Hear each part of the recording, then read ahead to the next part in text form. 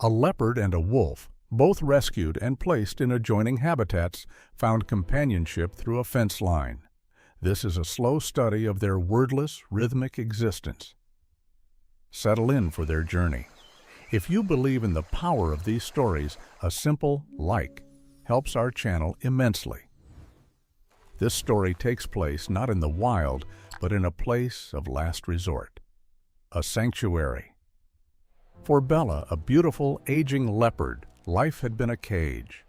Rescued from a traveling circus, her spirit was dimmed by years of confinement, her muscles atrophied, her eyes wary of humans. She was a creature of shadow, accustomed to solitude. Miles away, another predator was living a similar fate. Diabolo, a European wolf, was confiscated from a private owner who had kept him illegally. He was majestic, but broken. Raised in isolation, he knew neither the comfort of a pack nor the freedom of the hunt. He was a social animal starved of society. Both were brought to the Jean Blanc Wildlife Park in France, a sanctuary dedicated to giving such animals a final, peaceful home. But sanctuary is not the same as freedom. The keepers were faced with a challenge.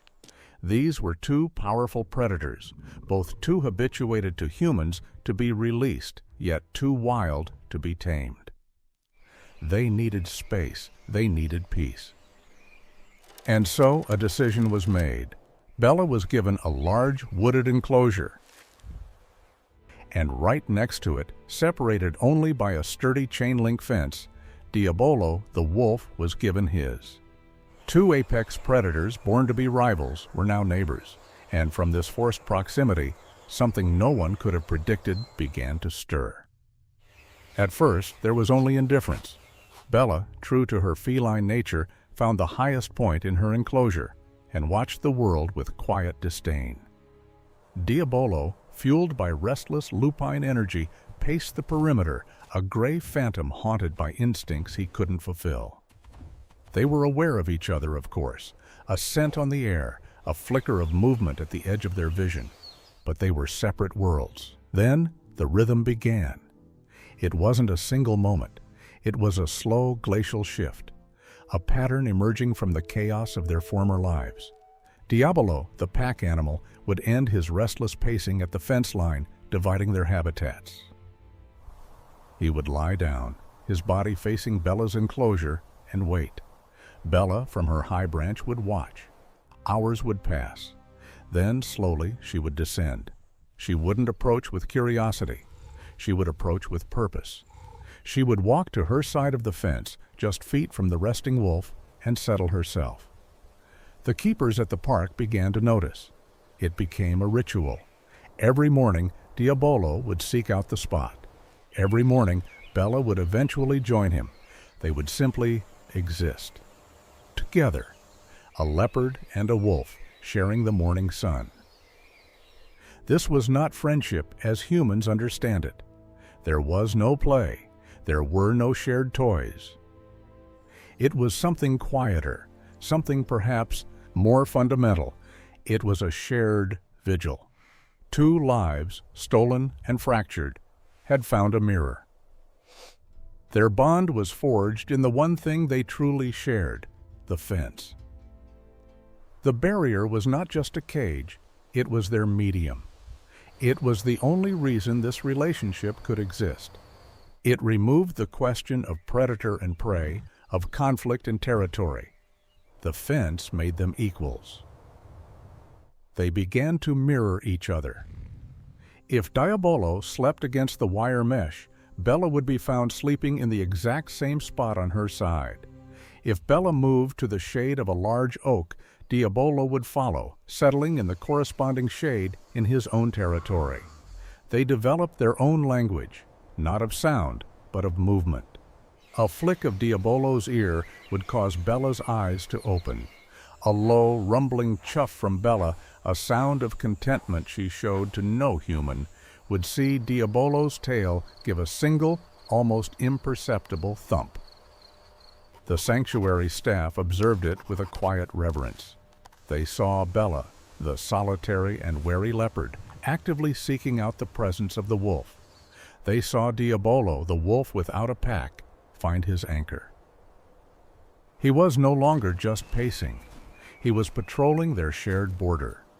One harsh winter, a heavy snow fell, muffling the world in white. Bella, a creature of warmer climates, was distressed. She paced, uncomfortable and agitated. Diabolo, in his element, did not retreat to his den. He stood by the fence. For hours. He just stood there, a silent sentinel in the falling snow, watching her. His presence seemed to be the only thing that calmed her. He was, in his own way, standing guard. This was their life, a silent, synchronous ballet of two creatures who should have been enemies, but who, in their shared solitude, had chosen to be neighbors. They were a testament to a simple, profound truth. Sometimes, the deepest comfort is not found in touch or in words, but simply in the steady, rhythmic presence of another soul. For years, this quiet companionship continued.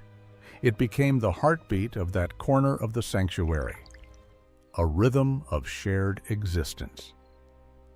When Bella, old and frail, finally passed away from age, the keepers worried about Diabolo. For days, the wolf was agitated. He paced the fence line, not in his old restless way, but with a new searching energy. He would stop at their usual spots and wait. But she never came. He let out a long, mournful howl, a sound the keepers had rarely heard from him, a clear, aching call into the silence where his neighbor used to be.